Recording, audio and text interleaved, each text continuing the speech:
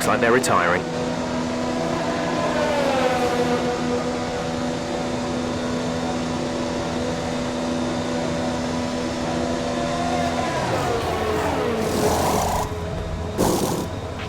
Release, release.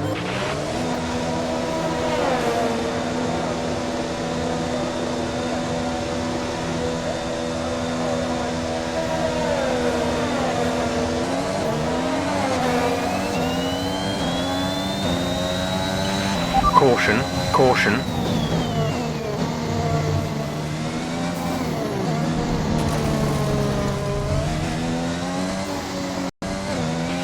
This